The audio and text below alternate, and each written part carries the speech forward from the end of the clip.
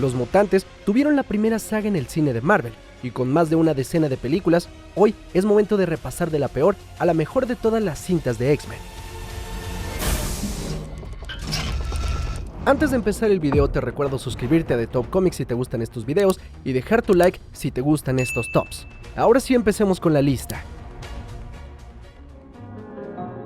The New Mutants.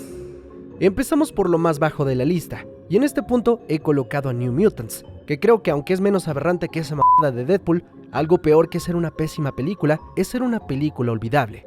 De acuerdo, Los Nuevos Mutantes se estrenó aún durante la pandemia, pero la realidad es que Marvel no sabía cómo esconderla más, y es que retrasó su estreno varias veces e incluso hubo regrabaciones de la cinta para tratar de hacerla pasable, pero nada pudo solucionar la falta de propósito de la cinta, que para su beneficio tenía un muy buen cast para contar la historia de un grupo de mutantes que eran recluidos básicamente en un manicomio. ¿Cómo vas a desperdiciar a Anya Taylor-Joy como Magik? Esa es una pregunta que nos haremos hasta la tumba. Pero si podemos puntualizar dónde está lo peor de la película, es que a diferencia de otras películas de X-Men, decidieron hacer la historia toda en una sola locación, que era muy poco interesante. Y en vez de explotar el sitio para darnos una cinta de terror, en realidad es un drama adolescente muy mal escrito, donde estos chavos que ya la neta no están tan chavos, se sienten demasiado forzados en sus relaciones interpersonales. La película avanza sin mucho propósito hasta el clímax, donde deben de enfrentarse contra un oso gigante que representa todos los miedos de los personajes. O bueno, eso hubiera sido el punto si hubieran adaptado bien los cómics de Demonverse Saga, que fueron muy propositivos y bastante disruptivos para las historietas en su momento. Pero no, New Mutants es todo lo opuesto a disruptivo o propositivo. Es aburrida y mundana. X-Men Origins Wolverine. Ahora, podemos coincidir que esta película hace cosas muy mal, pero como decía, a veces algo es tan malo que vale la pena verlo para pitorrearse una y otra vez. Y es que ¿a quién se le ocurrió la mamada de Deadpool? Neta, ¿quién creyó que estaba bien cool ese diseño con la boca tapada, rayos láser en los ojos y katanas en los brazos? Te aseguro que ni tu primito de 7 años que le gusta Skibidi Toilet se le ocurrirían tantas jaladas tan mórbidas como esto. La idea, como saben, era sacar cintas de origen de los mutantes más destacados de las películas de X-Men, y empezaron con Wolverine, que había cosechado gran fama. La película quería adaptar la historia de Weapon X y Origin, donde conocemos el origen de Logan y cómo obtuvo sus poderes, así como la enemistad que creó con su medio hermano, Victor Creed, alias Sabretooth, y también cómo William Stryker experimentó con Logan y otros mutantes. El punto principal para los fans era ver cómo adquirió sus poderes, y cómo es que perdió la memoria y finalmente se convirtió en el violento hombre que conocemos. Y aunque es imposible odiar a Hugh Jackman, el problema es que eran esos años donde a las productoras les valía cacahuate el material de origen, como que medio veían 2 dibujitos del cómic y decían, no más, se me ocurrió una idea bien cabrona, y te daban mierda pura destilada. Sí, eran esos años de Hollywood donde estaba de moda Transformers y a todo le querían meter explosiones y chistes forzados y una rolita de Linkin Park. Y bueno, muchos de estos problemas podemos apuntarlos a que la película se escribió a la mitad de una huelga de guionistas, por lo que fue medio obvio el por qué estaba chafa la película. Aparte de eso, es difícil empatizar con el romance de Silver Fox y Wolverine, ya que conocemos muy poco de la chica antes de ver su muerte, por lo que el propósito de venganza de la cinta no se comparte con el espectador. Además, cuando ya medio olvidamos su muerte, la película nos da el plot twist de que no estaba muerta y en realidad traicionó a Logan para salvar a su hermana Emma Frost, lo cual nos da uno de los plot twists más de okis en la historia del cine. Y creo que podemos resumir así la película. Son un montón de ideas que podrían haber estado cool, pero hay muy poca introspección en el material de origen y poco entendimiento de qué hizo a las películas pasadas tan buenas. Y desperdiciaron la idea de crear películas de origen de varios X-Men al tirar tanta mamada en esta película. X-Men Dark Phoenix. Todos tuvimos que pedirle perdón a X-Men 3 tras ver Dark Phoenix, que supuestamente ahora sí iba a adaptar bien la saga que veía a Jean Grey convertirse en un ser cósmico. Una vez más, el abandono del director Bryan Singer tiró al suelo la franquicia de X-Men, que venía del relanzamiento de los mutantes con First Class. En este punto, era el cierre de la historia de estos jóvenes mutantes que habían tenido buena participación en la saga. El problema es que a Fox le urgía ya venderse a Disney, y en el proceso, esta película se quedó medio producida por Fox, pero estrenada por Disney. Y en el camino, igual que New Mutants, tuvo refilmaciones, pero aparentemente solo para empeorarla, porque la película ni siquiera es divertida. Una de las principales fallas que siempre tuvo Fox al adaptar la saga de Dark Phoenix era entender que los mutantes y sus repercusiones iban más allá del planeta Tierra, y sobre todo que el poder que adquiere Jean es inconmensurable. Por alguna razón que no entiendo, metieron de rebote a Jessica Chastain como un personaje bien raro, que no tiene nada que ver en los cómics con estos momentos en particular, y que según quería robarse el poder del Fénix para ayudar a su especie. Pero la falta de profundidad en esta antagonista y su motivación tan vaga hacen que sea poco interesante el viaje de Jean al convertirse en villana. Además, hay una sensación de que quieren cerrar todo en chinga de manera apresurada, y momentos como la muerte de Mystique parecen más un capricho para ya atar cabos que para darnos una historia con un impacto emocional profundo. Ya ni el Sweet Dreams con sus secuencias en slow motion fueron suficientes para levantar la franquicia, que murió en un rotundo silencio con un fracaso en taquilla. X-Men Last Stand. Avanzamos un poco más y tenemos X-Men 3, que a diferencia de las dos pasadas, en gran parte conserva cosas interesantes, y sigue sobre la misma línea de las películas pasadas. Los mutantes son perseguidos por el gobierno y se ha encontrado aparentemente una cura, con lo cual algunos mutantes pierden sus poderes. Magneto y compañía se radicalizan aún más para luchar contra la humanidad. Ah sí, se me olvidó decirles que esta también es una adaptación de Dark Phoenix, porque la otra parte de la película trata sobre cómo Jean Grey pierde el control a la mitad de esta guerra entre humanos y mutantes. El principal problema de la película es que Bryan Singer, quien había dirigido las dos primeras entregas, se hizo a un lado y dejó a Brett Ratner a cargo, quien era más conocido por dirigir Rush Hour con Jackie Chan y Red Dragon, una secuela de la saga de Hannibal Lecter. Que miren, admito que me gustan las películas que acabo de mencionar, pero el problema es que muy pocos directores entendían las cintas de superhéroes en este punto, por lo que a alguien que no tenía nada de experiencia en el tema, seguramente le pareció complicado malabarear todo lo que tenía que resolver en esta película. Por un lado, ya sabemos que la historia de Dark Phoenix da para toda una película, pero Fox jamás pudo entrarle bien a esta historia. El problema es que el asunto de Jim perdiendo el control debía ser el foco central de la trama, aun cuando de hecho era bastante interesante la premisa de que existía una cura para los mutantes, pero el poco foco que tiene la película para ambas historias hacen que nos quedemos muy a la mitad de la capacidad de ambas, y desperdicia momentos climáticos como la muerte de Cyclops y Xavier, que se desvanecen como un pedo en el aire.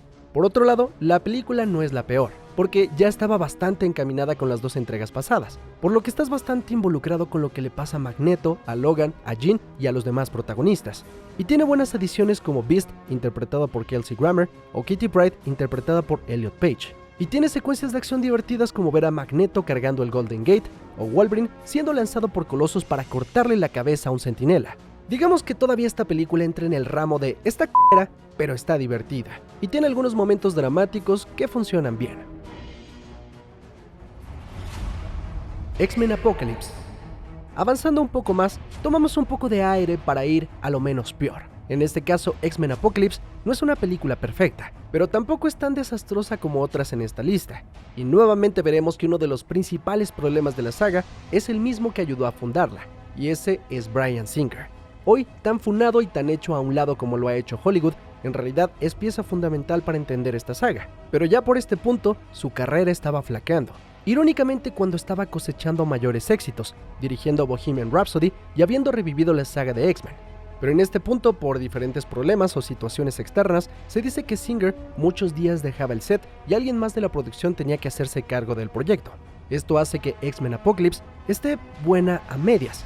Para empezar, estamos adaptando la historia de Age of Apocalypse, que trata sobre este mutante primigenio que regresa al presente para tratar de controlar al mundo bajo un régimen mutante. En el camino, une a varios personajes como Ángel, Psylocke, Magneto y Storm. Visualmente la adaptación de estos personajes es impecable. Se ven justo como uno esperaría. No es el mismo caso con Apocalypse, que se ve chafa. Incluso ya coloqué a Oscar Isaac en mi lista de los peores castings en películas de superhéroes, lista que pueden ver al terminar de ver este video. Pero el punto es que por cada cosa buena que hace la película, hace 3 mal, y entre esas cosas malas está nuevamente la involución de Magneto para ser el malo del día. Y es que fue castrante ver cómo nunca supieron qué más hacer con la gran interpretación que daba Michael Fassbender. Un desperdicio total, en una historia que en el momento correcto pudo ser mucho más impactante. También considero que antes las películas de X-Men pensaban en escenarios muy pequeños, pues la importancia de Apocalypse en los cómics de Marvel es equiparable con la de Thanos, y todo lo que desencadenó este personaje daba para una saga completa. Pero la ambición de Fox y de los creadores fue bastante pequeña para aprovechar la capacidad de los actores e historias que tenían, dándonos en esta película la mínima expresión de sus capacidades. The Wolverine. Más adelante tenemos The Wolverine, o Wolverine Inmortal, como se le conoció en Latinoamérica. Esta es la segunda cinta en solitario de Logan como protagonista, que muy pocos recuerdan en realidad, y que de hecho es mejor de lo que muchos esperarían. Entre las cosas que ya nadie recuerda, es que esta es la primera cinta que dirige James Mangold de Wolverine, que seguiría su camino con Logan. Y sí, todos maman Logan y a James Mangold, pero nadie da un quinto por esta segunda película. Esta película adapta parte de la vida de Logan en Japón, incluyendo su romance con Mariko, un interés amoroso muy conocido de Wolverine en los cómics. En este punto Logan está cansado de vivir tanto. Así es, Hugh estaba cansado, jefe. Y en esta película se va a enfrentar con Silver Samurai y pierde sus poderes de regeneración, por lo que enfrentar las diferentes amenazas es más complicado que antes. Obviamente a Fox le valió que Yukio salió como aliada de Logan en esta película, porque la remasterizaron como la novia de Negasonic Teenage Warhead en Deadpool. Pero este personaje tiene de hecho un desarrollo bastante interesante en Wolverine. De hecho, este personaje predice la muerte de Wolverine, que veremos en la cinta de Logan de manera muy poética. See you on your back. There's blood everywhere. You're holding your own heart in your hand. Aunado a esto, las secuencias de acción están muy bien dirigidas y se acercan ya a la violencia que esperaban los fans. Y sobre todo, considerando que esta cinta viene después de X-Men Origins Wolverine, el salto de calidad es bastante palpable. Por eso te recomiendo que si nunca has visto esta película o ya la has olvidado, le des una oportunidad. Creo que puede sorprenderte con qué tan buena es. Deadpool 2. No podemos hablar de las películas de X-Men sin mencionar a Deadpool, un revulsivo que Fox jamás esperó que viniera encabezado por Ryan Reynolds, quien se había quedado bien caliente y bien cachondo después de salir con rayos láser. Y en este puesto ponemos la segunda película, porque todos podemos coincidir que no es la mejor, pero no mames qué bien te la pasas viendo esta película. En la secuela, Deadpool ha perdido a su querida Vanessa y no encuentra mucho sentido en la vida, mientras se ve envuelto en un embrollo de viajes en el tiempo en el que se enfrenta con Cable, quien ha llegado a acabar con un mutante llamado Russell, que en este momento es solo un chico que crecerá para ser un asesino.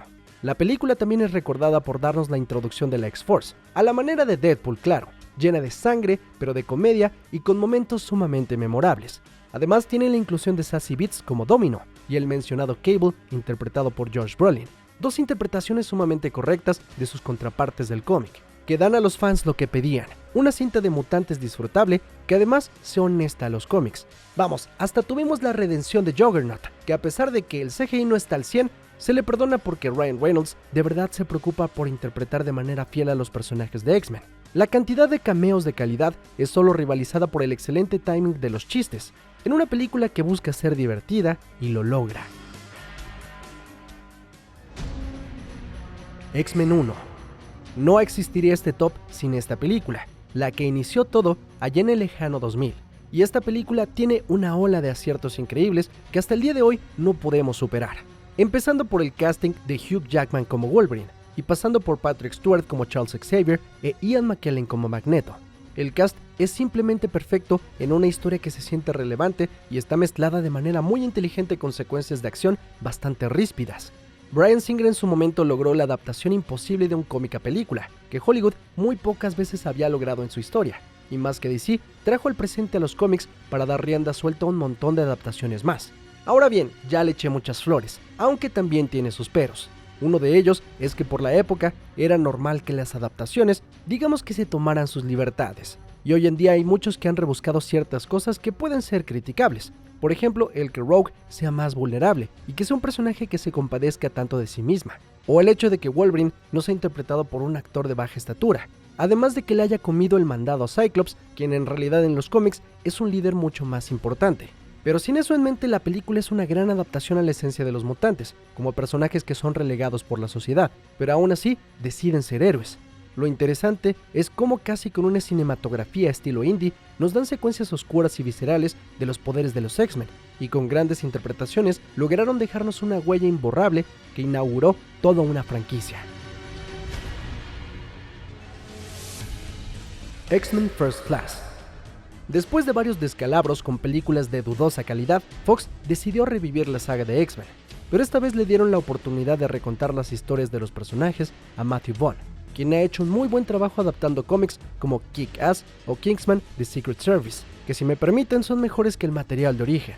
En ese sentido, Matthew Vaughn se encarga de rejuvenecer la franquicia de los mutantes, contando el origen de Charles Xavier y de Magneto, de cómo se volvieron amigos y cómo sus ideales los separaron irremediablemente. Al estilo de una cinta de espías, lo esencial de la película es la empatía del espectador con los protagonistas. Debes de entender totalmente por qué Xavier es un personaje más ingenuo que el trastornado Eric. Las maneras en que han experimentado la vida hacen obvias las acciones de los líderes mutantes. Y de paso, tenemos una historia donde el mundo está en un conflicto armamentista en los años 60, que ambos grupos deben de detener.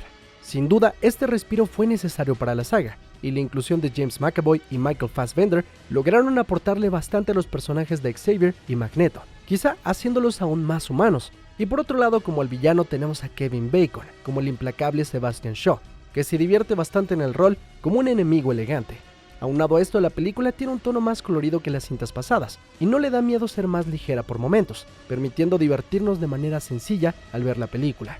Sin duda sientes la motivación que transmite la película de ver a un nuevo grupo de mutantes, y vuelve a ser divertido el ver los años escolares de los jóvenes pupilos, y la película termina con un espíritu triunfalista a pesar de los retos que cruzan los personajes.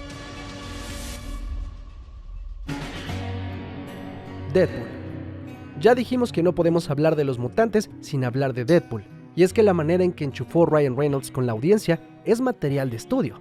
Tras el fiasco ya mencionado, el actor se encargó de producir para Fox el relanzamiento del personaje de Deadpool. Sin embargo, los ejecutivos no querían saber nada de este proyecto, y tras ver que iba a ser enlatado, misteriosamente se filtró una prueba de la película en internet. El resultado encantó tanto a los fanáticos que forzó a Fox a producir la película. En el éxito que fue Deadpool, vale la pena destacar mucho al director Tim Miller, quien junto con Reynolds hizo la mancuerna perfecta para traer a Deadpool a la vida. Y es que si bien Reynolds tiene mucho mérito en el tono de la cinta, la manufactura con tintes de videojuego con secuencias deslumbrantes se las debemos a Miller, quien a diferencia de David Leitch, quien batallaba con los efectos visuales en la segunda película, en este caso Tim Miller sabe que no puede dar fotorrealismo, pero en cambio su dirección trata de darnos momentos emocionantes y que sobre todo hagan énfasis en lo paródico del personaje, para que el espectador pueda comprar que si bien la manufactura es de una cinta de acción, en realidad la película es una comedia. Y es bastante raro que este género sea explorado al 100 en películas de superhéroes o de acción, lo que nos da como resultado una película que no habíamos experimentado antes en el cine, lleno de humor y violencia y sobre todo de referencias que hacen mucho sentido con el personaje de Deadpool, que dicho sea de paso, también tiene muy bien enfocada su historia como una historia de amor entre Vanessa y Wade Wilson, y cómo este hombre decide renunciar a ella para no verla sufrir. Evidentemente no es la película más profunda, pero en los puntos que quiere tocar, Deadpool lo hace muy bien. Sabe cómo ser empática, sabe cómo ser graciosa y cómo acelerar el ritmo para crear secuencias de acción memorables, que no solo sean despampanantes, sino que aporten a la narrativa y ayuden a construir a Deadpool como un personaje diferente a todos los demás. Si Ryan Reynolds tenía que nacer para hacer esta película, le damos muchas gracias a su mamá. X-Men 2. La primera sentó las bases, pero la segunda elevó el concepto. Más mutantes, más escenarios y secuencias más memorables. X-Men 2 es una estampa perfecta de lo que los mutantes representan para los cómics y también para los fanáticos de Marvel. Inspirada en la historieta God Loves, Man Kills, toca como tema central la discriminación, lo que pesa el ser diferente, pero cómo a través de ello podemos aprender a ser mejores. William Stryker, el hombre que le dio el adamantium al esqueleto de Wolverine, persigue a todos los mutantes del mundo, mientras que la escuela de Charles Xavier se ve atacada por este grupo de radicales que buscan acabar con ellos. Los X-Men entonces deben de detener a este hombre, quien además usará a su trastornado hijo telépata para aniquilar a los mutantes. Lo cool de la segunda parte es que tanto Xavier como Magneto unen fuerzas, y todo lo que construyó bien la primera película es aprovechado aquí. Por ejemplo, el deseo de pertenencia de Logan y el arraigo que obtuvo en Rogue, lo que le daría eventualmente una meta de vida como protector de cualquier mutante que se vea en apuros. Quizá esta segunda pierde el tinte indie que tenía la primera, para dar paso en forma a lo que es un blockbuster, con escenarios más grandes y secuencias de acción que nos demuestran los poderes y habilidades de los mutantes, desde las secuencias deslumbrantes de Nightcrawler hasta los poderes que nos gustaría tener como los de Pyro.